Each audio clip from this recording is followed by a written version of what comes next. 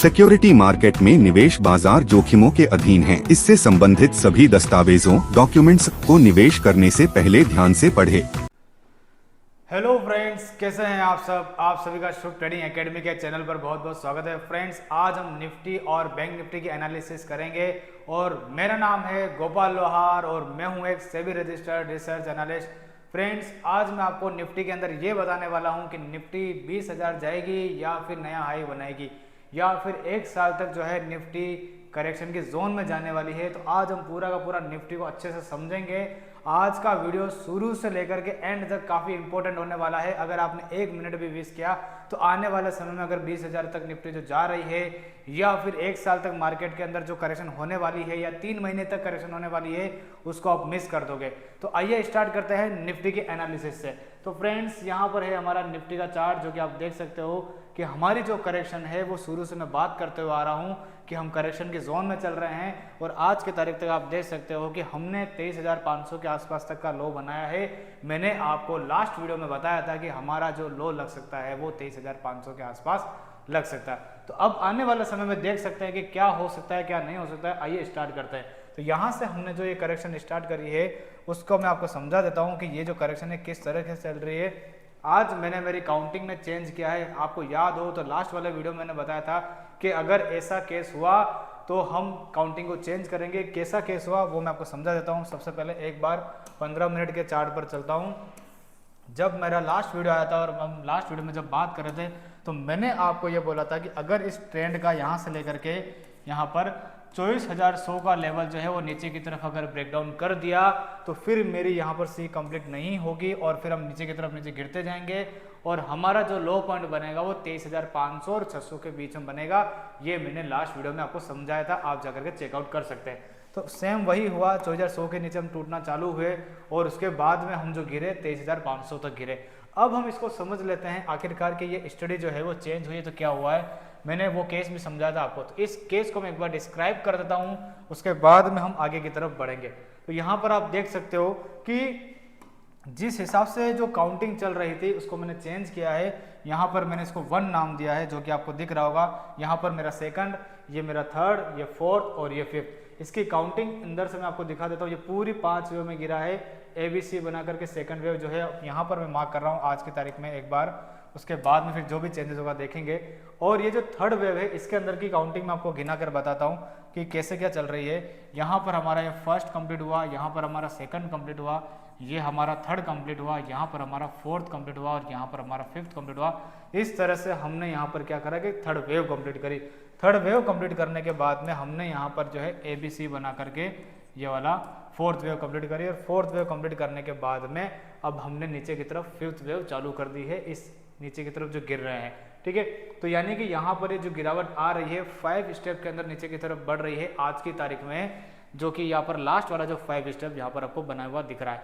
अब इस लास्ट वाले 5 स्टेप को हम समझ लेते हैं कि आखिरकार आने वाले समय में निफ्टी कितना बाउंस बैक लेगी और वापस कहाँ से गिरने वाली है। तो ये है 5 मिनट का चार्ट और फोर्थ वेव का जो टॉप लगा था, जो यहाँ पर लगा था, इस पॉइंट का यहाँ पर लगा था, इसको चेंज सही कर देते हैं, इसको यहाँ पर मार्क कर देते हैं फोर्थ वेव हमारी।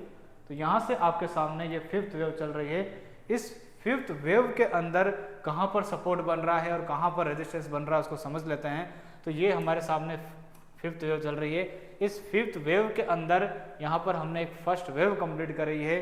सेकंड हाई पॉइंट हमारा यहाँ पर मार्क हुआ है। थर्ड में अभी हम प्रोग्रेस में हैं और थर्ड मेरे हिसाब से लग चुकी है क्योंकि 23,475 के आसपास इसका एक टारगेट जो है 161.8% की रिट्रेसमेंट जो है वो यहाँ पर आ रही है, तो कंप्लीट हो चुकी है। तो यानी कि थर्ड बन चुकी है। अब हम फोर्थ की तरफ बढ़ेंगे मंडे और ट्यूसडे के आसपास। तो फोर्थ वेव का जो लो पॉइंट हाई पॉइंट जो लगेगा ऊपर की तरफ वो मैक्सिमम लग सकता है 23,800 तक लग सकता है। यानी कि 23,800 का जो हमारा हाई पॉइंट था, पुराना वाला जो सपोर्ट था, ये वाला एरिया आप देख सकते हो थर्ड वेव वाला, उसी का रेजिस्टेंस बन जाएगा। यानी कि ये वाला जो एरिया है यहाँ से गिरने के बाद में हल्का सा बाउंस बैक जो है 23,800 तक आ सकता है। तो 23,800 तक एक बाउंस बैक मुझे दिख रहा है फोर्थ वेव का। उसके बाद में फिर एक वापस से इसी की फिफ्थ वेव की एक फिफ्थ वेव नीचे की तरफ जो बनेगी वो 23,500 का अगर लो काटती है तो वो कम से कम 23,300 200 की रेंज में जा सकती है। तो आने वाले समय में फॉल 23,300 23,200 तक जा सकता है, लेकिन देखते हैं कि ये फोर्थ वेव का बाउंस बैक कहाँ पर जाकर के खत्म होता है। अब इसमें जो मैंने आपको ट्रेंड लाइन जो खींच रखी है यहाँ पर, ये ट्रेंड लाइन आप देख सकते हो, ये वाली, इस ट्रेंड लाइन का जो पॉइंट है मैक्सिमम जो आ रहा है वो कम से कम यहाँ तक का जा रहा है। कम से कम अगर इस पॉइंट को हम देखें तो कहाँ तक आ रहा है उसको देख लेते हैं एक बार। ये जो ट्रेंड लाइन का जो पॉइंट आ रहा है मैक्सिमम वो आ रहा है 23,900 तक। तो यानी कि हमारा जो बाउंस बैक है 23,800 या 23,900 पर खत्म हो जाएगा, उसके बाद में फिर से हम नीचे की तरफ गिरना चालू करेंगे। तो अब देखते हैं कि 23,500 पर ही फिफ्थ वेव कंप्लीट होती है या फिर और नीचे की तरफ आती है, तो वो देखना होगा। ठीक है, तो यानी कि हम बॉटमिंग आउट एरिया के नज़दीक है, यानी कि अब एक बाउंस बैक जो आएगा यहाँ से 23,900 पर खत्म होता है, 23,800 पर खत्म होता है, वहाँ से खत्म होने के बाद में जो नीचे की तरफ फॉल होगा वो फाइनल फॉल होगा, यानी कि वो फाइनल होगा। ठीक है, अब वो 23,300 पर खत्म होता है, 23,200 पर खत्म होता है या फिर 23,500 के लो के हल्का सा जस्ट नीचे जाके खत्म होता है, वो देखने वाला होगा। यानी कि वो फाइनल लो होगा हमारा। और उसके बाद में फिर बड़े टाइम फ्रेम का, यानी कि डेली का जो आपको चार्ट दिख रहा है, इसकी जो गिरावट है एक ये यहाँ पर खत्म हो जाएगी, क्योंकि यहाँ पर एक ट्रेंड लाइन भी आ रही है, आप यहाँ पर देख सकते हो, ये वाली ट्रेंड लाइन भी आ रही है, उसका सपोर्ट भी आ रहा है यहाँ पर। तो आखिरकार अब हम देख लेते हैं कि इस पूरे रिट्रेसमेंट की, यानी कि ये वाला जो लो पॉइंट है हमारे सामने अभी भी इंपॉर्टेंट है, क्योंकि ये कटा नहीं है। अभी जो करेक्शन हो रही है इस वाले मूवमेंट की हो रही है, बड़े टाइम फ्रेम की करेक्शन का सिग्नल जो है वो इस एरिया के 61.8% के नीचे आने के बाद में ही मिलेगा। तो अभी वो कटा नहीं है। तो अभी हम देख लेते हैं कि यहाँ से लेकर के यहाँ तक जो रिट्रेसमेंट है वो 61.8% की रिट्रेसमेंट कहाँ तक आ रही है। तो यहाँ पर लगा कर देख लेता हूँ मैं एक बार अपने टूल का यूज़ करके, और यहाँ पर लगा कर छोड़ देते हैं। तो यानी कि आपके सामने 61.8% की जो रिट्रेसमेंट है वो आ रही है आज 23,000 के एरिया के आसपास। यहाँ पर आप देख सकते हो 23,000 के आसपास आ रही है। इस चार्ट को थोड़ा सा बड़ा करते थे, ये देखिए, तो 61.8% की जो रिट्रेसमेंट है वो आ रही है 23,200 के आसपास। तो यहाँ तक हमारा एक मैक्सिमम गिरावट है वो कंप्लीट हो जाएगी। यहाँ पर कंप्लीट होने के बाद में ये पूरे बड़े टाइम फ्रेम का जो है यहाँ पर जो कंप्लीट हो जाएगा वो आपके सामने ए वेव कहलाएगी। फिर उसके बाद में यहाँ से फिर ऊपर की तरफ में बी वेव में जाएंगे। तो यानी कि हमारे सामने अभी करेक्शन का एक जो लेग है ऊपर से जो आ रही है वो कंप्लीट होने वाली है 23,200 या फिर जहाँ पर हुई है। इसका बाउंस बैक आने के बाद में जो गिरेगा नीचे की तरफ वो हमारा लास्ट फॉल होगा, वहाँ पर हमारा एक जो लेग है वो नीचे की कंप्लीट हो जाएगी, और वो जो लेग कंप्लीट हो जाएगी वहाँ पर हम उसको नाम देंगे बड़े टाइम फ्रेम का ए वेव। ठीक है, उसके बाद में फिर हम बी वेव बनाने जाएंगे ऊपर की तरफ।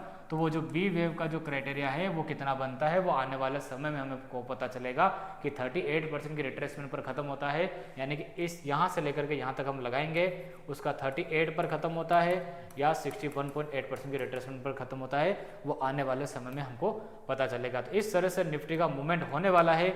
इसीलिए आपको आने वाले समय में 3 महीना मिनिमम और आने वाले 1 साल तक मेरे चैनल को छोड़ना नहीं है।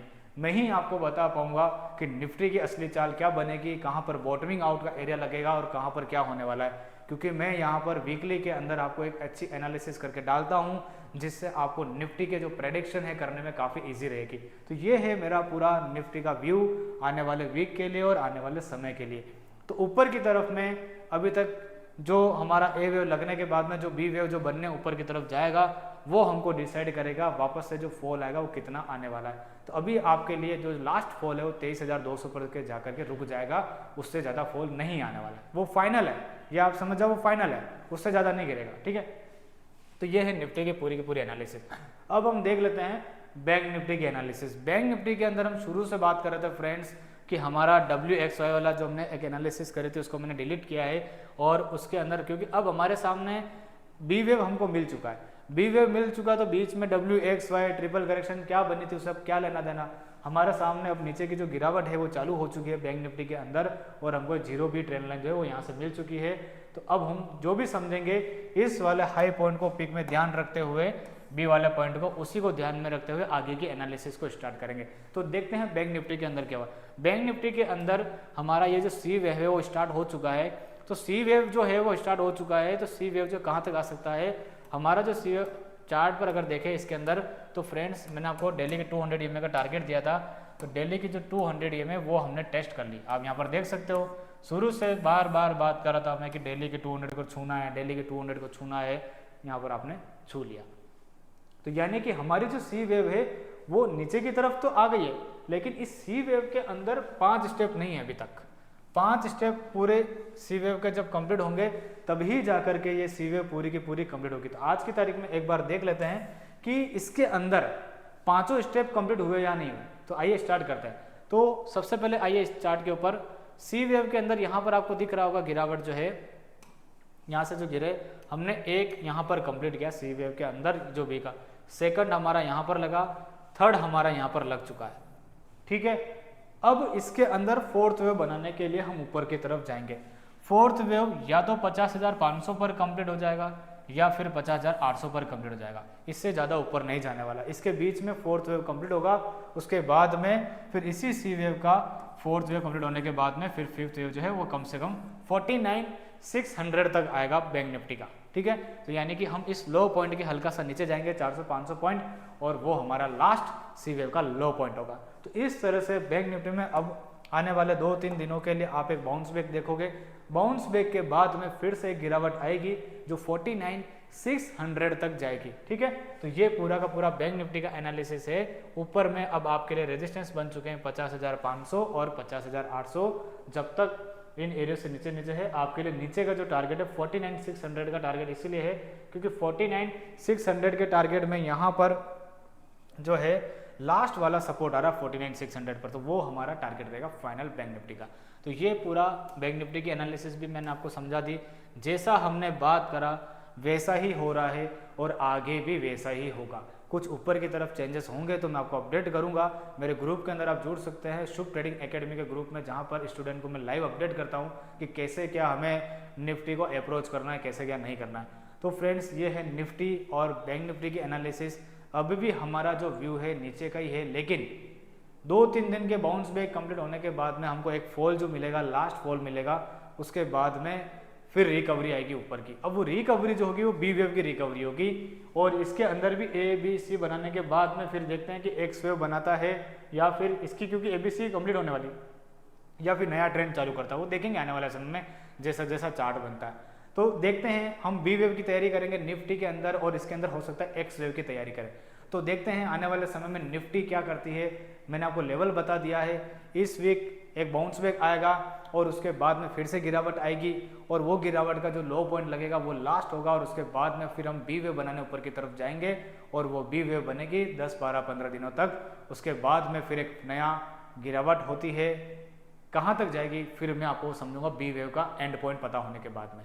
तो इस तरह से हमको day to day, weekly to weekly point of ध्यान रखना है। आपको ये ध्यान नहीं देना कि 22,000 पर जा रहे हैं कि 20,000 पर जा रहे हैं कि 18,000 पर जा रहे हैं। आपको पॉइंट टू पॉइंट एनालिसिस करना है। अगर आप अभी पॉइंट टू पॉइंट एनालिसिस करोगे तो आप इसके अंदर काम कर सकते हो, ठीक है। तो आज का वीडियो मेरा कैसा लगा, कैसा नहीं लगा, मुझे जरूर बताना कमेंट बॉक्स में लिख करके। लाइक, शेयर और सब्सक्राइब करना बिल्कुल भी मत भूलिएगा जो भी इस चैनल पर नए आए हैं। Thank you so much. आज के वीडियो को मैं यहीं पर वाइंड अप करता हूँ। Thank you so much.